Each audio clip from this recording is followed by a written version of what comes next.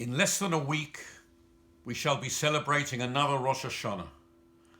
Another year gone, another year to anticipate. The highlight of Rosh haShana is the shofar, but the most precious moments for me are those few seconds prior to the blast when the tokeah, the shofar blower, meditates silently on the mitzvah he is about to perform while we prepare to listen. We live in a world of incessant bustle and noise.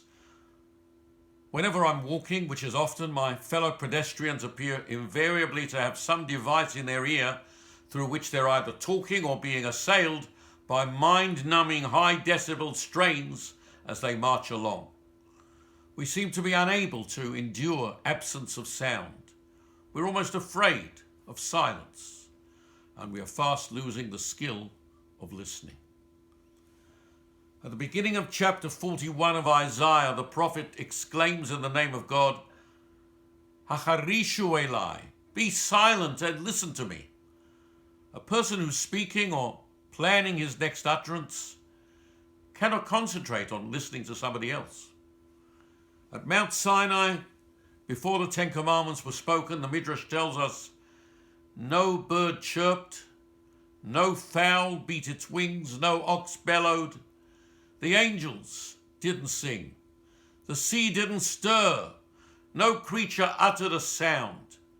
The world was still and silent, and only then did God's voice speak.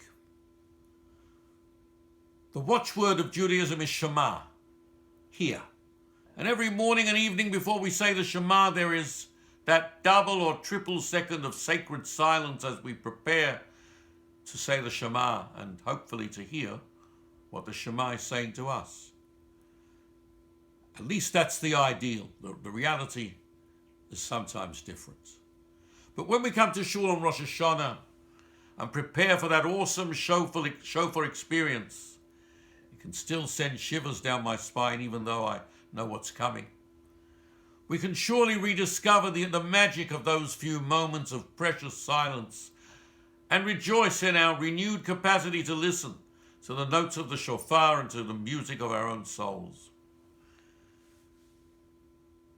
There will be some who, because of illness or disability or distance, will be unable to attend shul. Hopefully they too will find the time, the space and the ability to self-reflect and to self-assess. And this is the essence of the meaning of the Hebrew word for prayer, tefillah. In the words of the famed Unatane Tokef prayer, let the great shofar be sounded, but let the still small voice also be heard within our souls. May we all be inscribed and sealed for good in the book of life. Amen.